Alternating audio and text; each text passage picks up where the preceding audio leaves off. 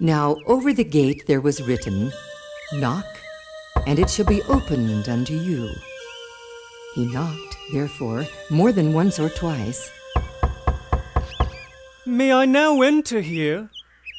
Will he within open to sorry me, though I have been an undeserving rebel?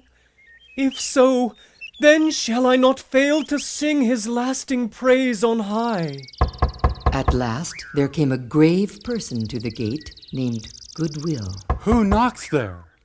A poor burdened sinner fleeing unto Mount Zion from the city of destruction. With that he quickly opened the gate, and when Christian was but beginning to enter in, he gave him such a mighty jerk so as to nearly bring him sprawling upon the ground.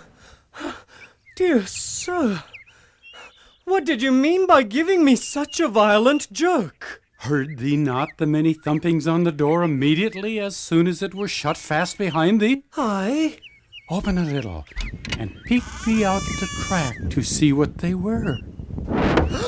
Fiery darts! Aye, arrows. Stabbed into the door! Aye, And for whom were these messengers of death sent? for thee, dear traveler, for thee. Whence came they? Look. Careful now, not too wide. Do you see that strong castle erected but a short distance from this gate? Aye.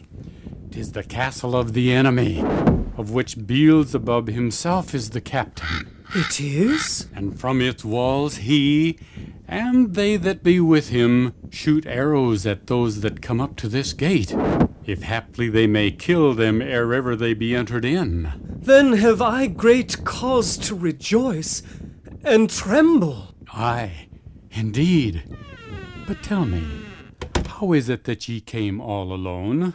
Because none of my neighbors saw their danger, as I saw mine. Did any of them know you were coming? Oh, yes, almost the entire town. But did none of them follow you to persuade you to go back? Yes, both obstinate and pliable. But when they saw that they could not prevail, Obstinate went railing back.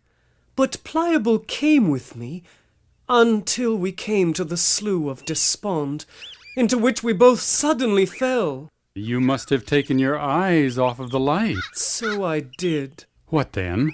Then was my neighbor Pliable discouraged, and would not venture farther. Alas, poor man! Is the celestial glory of so little esteem with him, that he counted it not worth running the hazard of a few difficulties to obtain it?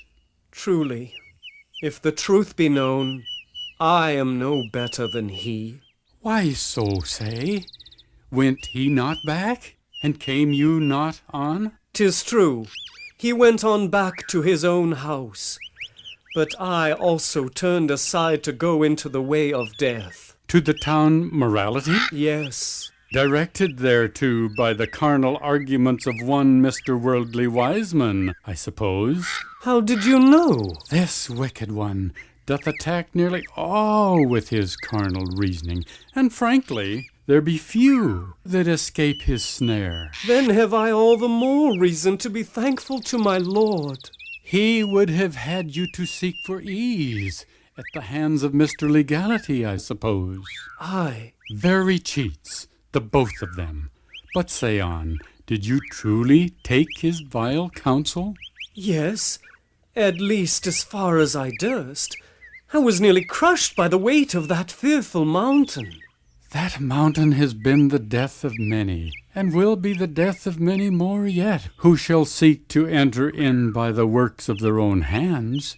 It is well that you escaped being by it dashed into pieces. And so now am I come, more fit for death by that mountain than thus to stand talking with my Lord. But oh, what a favour this is to me, that unworthy me should yet be admitted entrance here. We make no objections against any. Against none? None. Notwithstanding all that they have done before they come hither, they are in no wise cast out. Thank God. Yes. Now, therefore, good Christian, come a little with me, and I will teach thee about the way thou must go. Look, before thee. Dost thou see this narrow way? Aye, That is the way thou must go. but it is so narrow.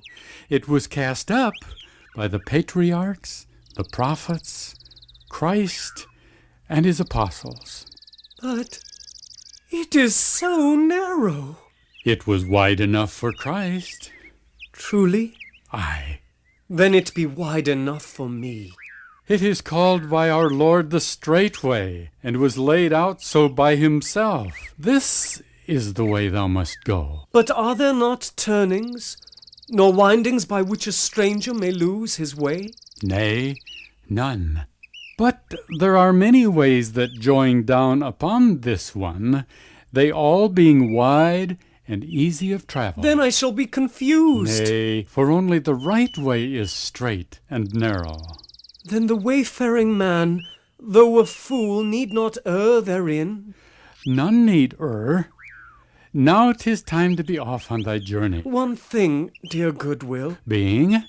canst thou help me off with this burden upon my back? For I can by no means get it off myself, neither is there any to help me.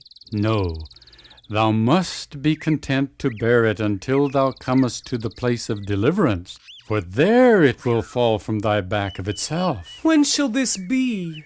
Sooner than you think, and longer than you wish. Only be content with thy Lord's timing.